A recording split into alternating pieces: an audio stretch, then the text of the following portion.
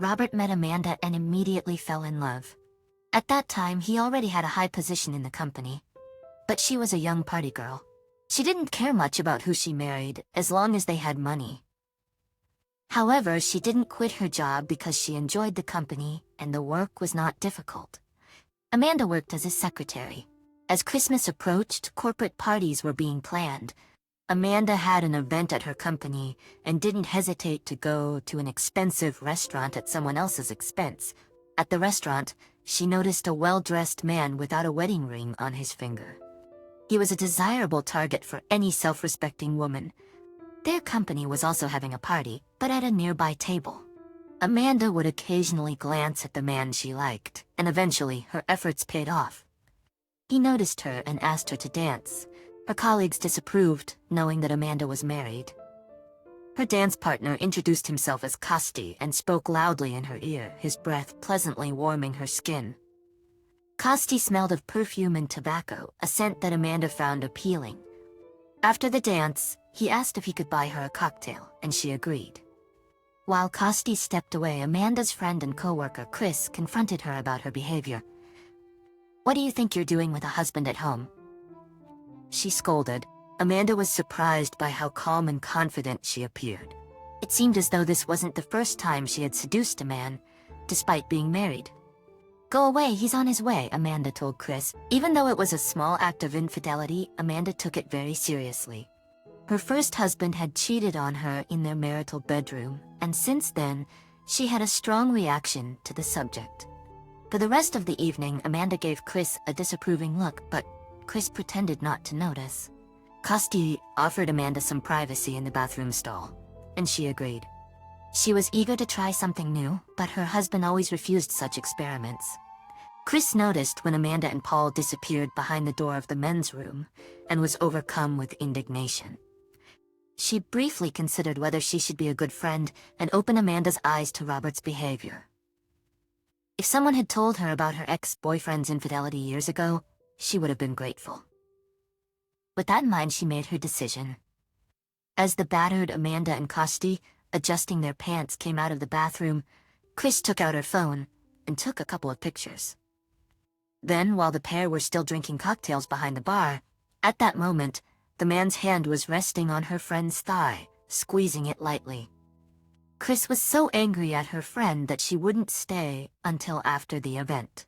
She needed to check in and think about the best way to let Robert know about her wife, either by phone or in person. It was December 30th, when Robert's phone received a call from an unfamiliar number. Robert answered, and on the other end was an unknown person with a distorted voice. The caller suggested that Robert meet so that he could get something compromising about his wife. The man became furious and hung up. For an hour, he wondered what he should do. What if this was a prank that he would fall for when he arrived at the appointed place? Maybe it was a test of trust from his wife. In the end, he gave in. Curiosity overcame all his arguments. At the cafe, he immediately realized who was waiting for him at the farthest table. A guy. Robert could not tell his age. He was dressed in a black hooded sweatshirt and had dark glasses over his eyes. There was a mug of coffee on the table in front of the young man, and an envelope. The man hesitated for a long time before entering the cafe, unsure of what to do. The waiters and customers looked at him with suspicion, and he wondered how to proceed.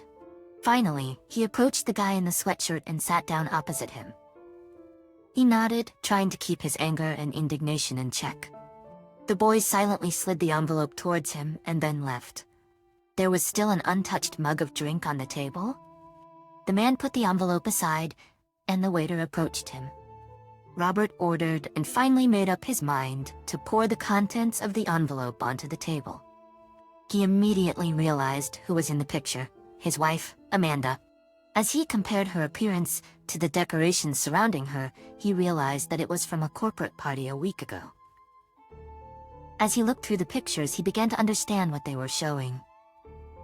Robert was well aware that women like his sweetheart did not stay in one place for long. They always wanted variety, emotion, and adrenaline. After 6 years of marriage, he could not give her all of this in full. To a certain extent, their family life had become routine and monotonous. As he looked at the pictures again, Robert suddenly realized who the author might be. He dialed Chris's number, but she did not answer until the fifth call. He immediately sensed pity and sadness in her voice. He did not need to explain, but she admitted it anyway. "I sent you the photo. I thought you wouldn't guess." She mumbled into the phone. They talked some more and ended the conversation. Robert suddenly had a plan of revenge in mind, so he called his wife's friend back and asked her to send him the original photos. He chose the one where Amanda was best seen and drove to the print shop. He had to go around several departments and pay a lot of money for someone to fulfill his request, and it was a simple one. Amanda was returning home from the salon. On the way home, she saw something hanging on their front door, as if it were some kind of advertisement. She was indignant to herself as to why it was hung on the door and parked. The closer she got to the entryway, the clearer the outline the banner took on. She realized who was depicted on it. She read the caption in large letters, insulting her, and she felt sick to her stomach. God, how many people had seen this shame? She tried to tear this nightmare off the door, but she failed. Then she hurriedly created a door and ran inside, hiding under her hood. What she saw in the entryway shocked her even more. The pictures of her from the night she met Costi had been plastered all over the first floor. Chris was an idiot, she hissed. Amanda tried to dial her number, but the call went straight to voicemail. At home, Robert was waiting for her. He was sitting in the kitchen, with his feet up on the table. Her husband had a glass in his hand, and a stack of photographs lay carelessly beside it. "Yes, I am that, Chris," the woman screamed. "So you think that Chris is to blame for all this?" The husband smiled. He had been sitting there waiting for his wife for a long time and was quite drunk. And if at first he frantically wanted to yell at Amanda, maybe even scare her, now he just sat there and watched her powerless anger. She couldn't do anything about what was going on. "And you're good. What have you done?" "Disgraced me," yelled Amanda. "You embarrassed yourself." Suddenly he said sternly, slamming his glass on the table and standing up sharply. Amanda stopped talking and looked at her husband fearfully. Robert told his wife that he had already put all her things in the garbage where they belonged. Amanda howled, cursing the man and her friend as she rushed out of the apartment. They divorced right away. Robert sold the apartment to move out. He could not be in a place where everyone knew who his wife turned out to be. He knew from common acquaintances that Amanda was alone, living with a friend, and that she had been humiliated. She had quit her job. Someone had told him that his ex-wife had become a drunkard and had slowly started to fall down the social ladder. He didn't feel sorry for her, because the man thought she had gotten what she deserved. Such is the story. Share your thoughts on this situation and the behavior of the characters in the comments.